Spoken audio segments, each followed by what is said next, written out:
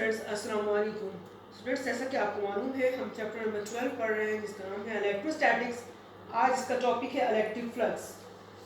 What is electric flux?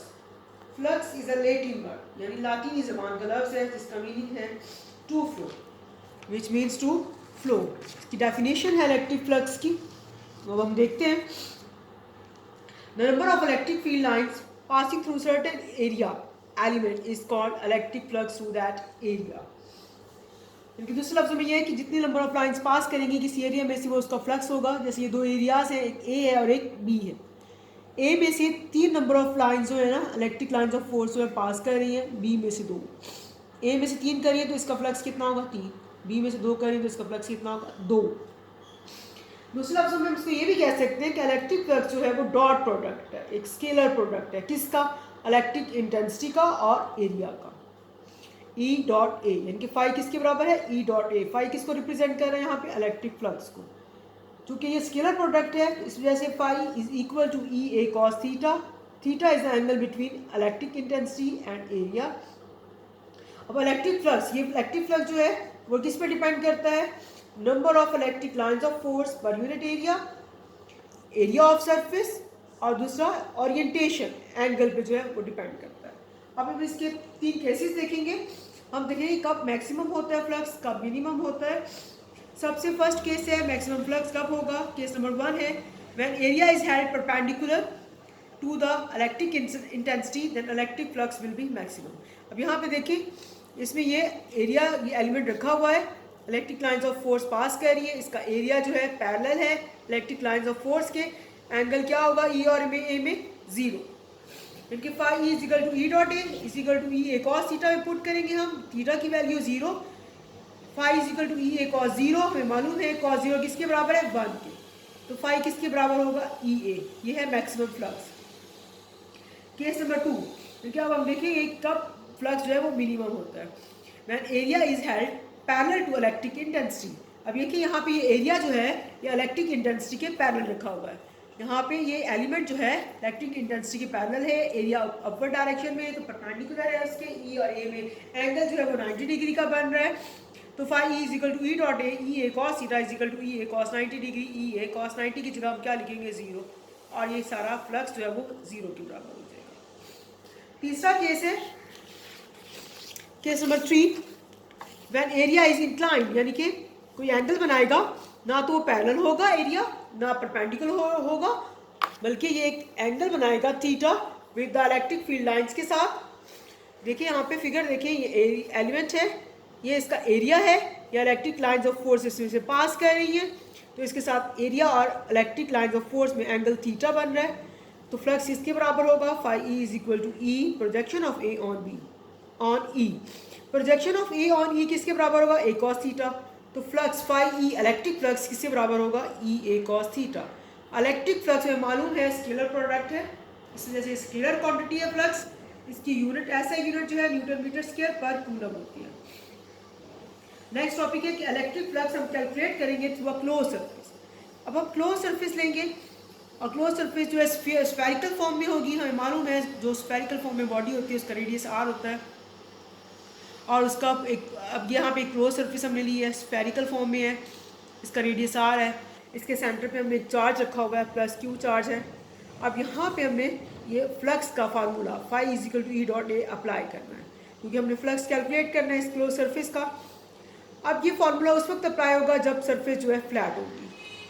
अब इस surface area, ये जो है पूरी क्लोज सरफेस फ्लैट नहीं है, इसको फ्लैट बनाने के लिए हम क्या करेंगे? इसका फ्लक्स कैलकुलेट करने के लिए हम इसको छोटे छोटे पैचेस में डिवाइड कर देंगे और हर एक का एरिया अलग होगा। यानी कि अगर पैच नंबर, इसको एन नंबर ऑफ पैचेस में डिवाइड करते हैं, फर्स्ट पैच का एरिया जो है डेल्टा ए 1 होगा, सेकंड का डेल्टा ए 2, थर्ड का डेल्टा ए 3, इसी तरह से so on delta A N. हर पैच होगा वो फ्लैट होगा। अब इस तरह से इलेक्ट्रिक इंटेंसिटी हर एक के सेंटर पे होगी। इनके डेल्टा ए 1 एरिया जो है उसकी electric intensity E 1, delta A 2 पे ई 2, डेल्टा ए 3 पे ई 3, और so on delta A N पे ई एन।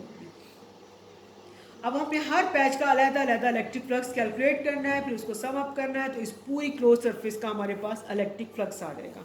फर्स्ट पैच का फ्लक्स है phi 1 is equal to E 1 dot delta A 1, second जो है पैच पे flux phi 2 is equal to E two dot delta A two, third patch पे flux जो है phi 3 is equal to E three dot delta A three, so और nth part का flux जो होगा phi N is equal to E N dot delta A N. अब इन सबको हम सम अप कर देंगे तो हमारे पास total electric flux of close surface आ जाएगा।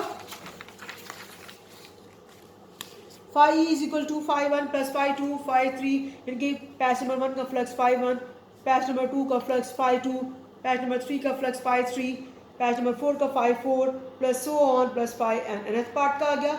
इनकी वैल्यूज जो हमने पीछे निकाली है वो पुट करेंगे। फाई वन की value E one dot delta A one, phi two की E two dot delta A two, phi three की E three dot delta A three, plus so on nth part की जो electric flux है E N dot delta A N. E one delta A one cos theta one plus E two delta A two cos theta two plus E three delta A three cos theta three, plus so on plus E N delta A N cos theta N. Theta angle E और A में zero होगा, cos zero बराबर है 1 के, इस वजह से E one delta A one plus E two delta A two plus maximum flux होगा इस पर E three delta A three plus so on plus E N delta A N. अब तमाम सरफेस एलिमेंट्स का जो है इक्वल डिस्टेंस है charge Q से, इस वजह से इलेक्ट्रिक इंटेंसिटी सेम होगी। E one is equal to E two is equal to E three, so on is equal to E N is equal to E. इनके तमाम जो ई के बराबर है तो हम सब की जगह पे ई पुट कर देंगे। इनके ई वन की जगह पे ई लिखेंगे, ई टू की जगह पे ई थ्री की भी जगह ई एन की जगह भी ई आ जाएगा।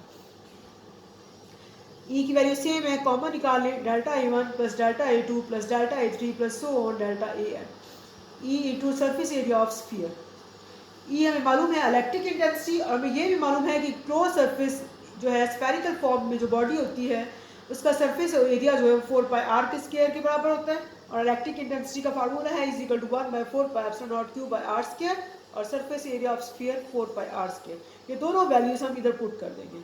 तो phi E is equal to 1/4 pi epsilon naught Q by R square, 4 pi R का स्क्वायर, 4 पाई से 4 पाई कैंसिल हो जाएगा, आर स्क्वायर से आर स्क्वायर कैंसिल होगा, तो phi E is equal to Q by epsilon naught. अब यहाँ पे देखिए the flux to close surface is the same as the flux to the sphere, क्योंकि जैसा कि हमने क्लोज सरफेस का कैलकुलेट किया था इस स्फीयर का भी वही आंसर आया है। सो हम कंक्लूड करेंगे, इसका ये निकलेगा कि electric flux to close surface does not depend upon the shape और जियोमेट्री ऑफ क्लोज सरफेस। जिनका इलेक्ट्रिक फ्लक्स किसी भी बॉडी की शेप या उसकी ज्योमेट्री पर डिपेंड नहीं करता। और flux to the surface depends upon the, वो सिर्फ डिपेंड करता है फ्लक्स मीडियम पे और चार्ज इनक्लोज पे। इसके बाद नेक्स्ट टॉपिक है गॉसेस लॉ, जो कि इस चैप्टर का बहुत इंपॉर्टेंट टॉपिक है। गॉसेस लॉ की हम सबसे पहले स्टेटमेंट देखेंगे। इसकी स्टेटमेंट है the electric flux to any close surface is 1/ε0 times the total charge enclose in it. देखिए कोई क्लोज सरफेस है, उसका टोटल चार्ज उसके अंदर है वो 1/ε0 टाइम वो और उसका चार्ज जो है वो इलेक्ट्रिक फ्लक्स के बराबर होंगे। इसके phi is equal to 1/ε0 Q, ये इसकी मैथमेटिकल फॉर्म है, इसकी एक्सप्लेनेशन है। इसको कैसे कैलकुलेट करेंगे, हम एक इरेगुलर शेप की कोई बॉडी ले लेंगे, इसके अंदर n number of charges distribute किए हुए हैं, जैसे Q1, Q2, Q3, Q4, Q5 सो और Qn। अब हम जो है electric flux, total electric flux calculate करेंगे जैसा कि हमने क्लोज सरफेस का किया था। Phi is equal to phi one plus phi two plus phi three plus so और फाई एन। वैल्यूज पुट करें, हमने से इस टॉपिक में निकाला है फाई वन की value Q1 by epsilon naught, phi two की Q2 by epsilon naught, phi three की Q3 by epsilon naught plus so on plus phi Qn by epsilon naught. 1/ε0 common निकालें, अंदर ब्रैकेट में रह जाएगा Q1 plus Q2 plus Q3 plus so on plus Qn।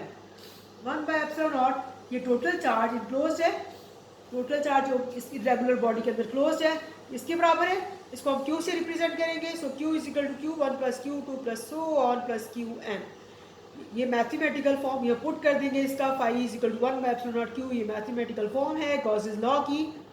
ये इसका Gauss's law आज हमने पढ़ा है, एप्लीकेशन हम नेक्स्ट टॉपिक में पढ़ेंगे।